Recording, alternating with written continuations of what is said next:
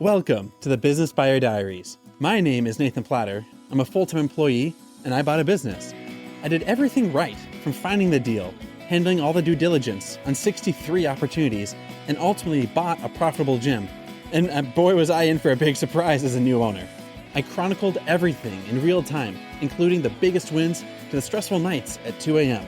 I'm sharing my journey without sugarcoating anything, so you don't make the same mistakes that I did. Here's today's episode. All right. Well, tonight we are doing some conflict resolution.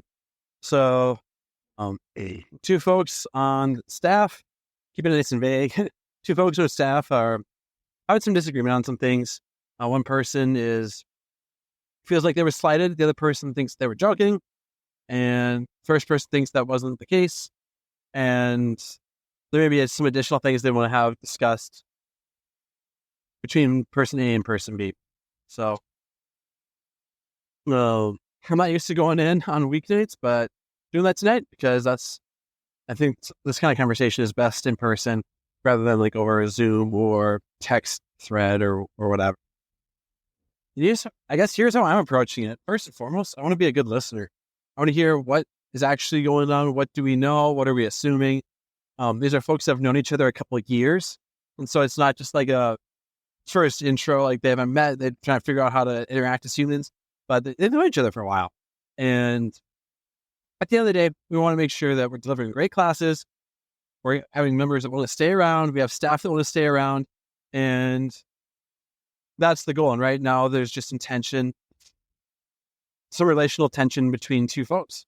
And so my role is just to be a third party listener and allowing folks to bring some of their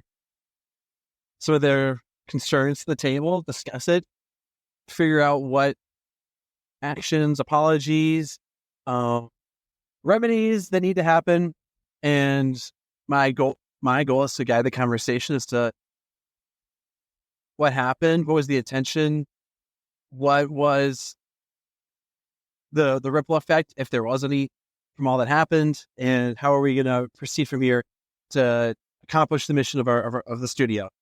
And at the end of the day, that's what the goal. And something that I struggle with is I give people the benefit of the doubt, and I give credence and weight to both sides of a disagreement. And it's not like this is a moral disagreement, like good versus evil. It's like this person's opinion, that person's opinion. This person's not doing that. The other person's not doing that. Well, you should be doing this. Well, no, because that's not my role. Well, you should be doing it. Well, no, that's not my role. Well, why are you doing this? Why are you behaving this way? And it's probably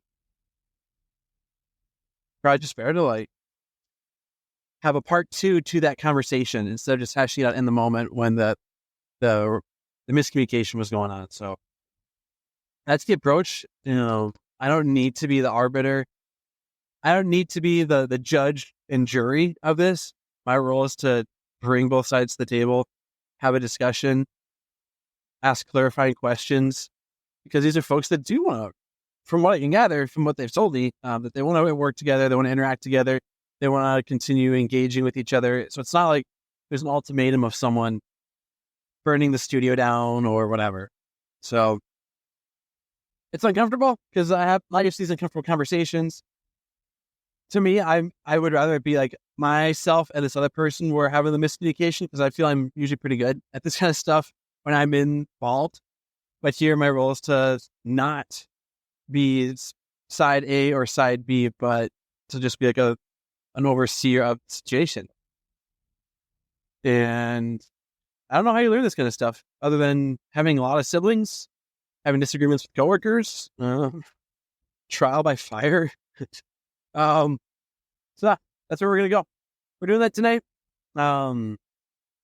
Missing out on some bedtimes and dinner time with the fam, but this is a conversation that I believe I should be a part of and engaged. We do that. So you don't have to have this stuff figured out before buying a business. You can figure it out as you own the business. That's where we're at. That's where we're going. Let's rock and roll.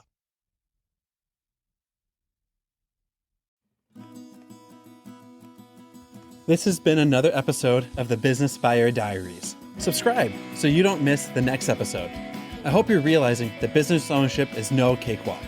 Check the podcast notes for a link to the DIY Due Diligence program, the complete list of show sponsors, and for media inquiries. Music written and composed by Wes Schrock. I'm your host, Nathan Platter. Join me again on the next one.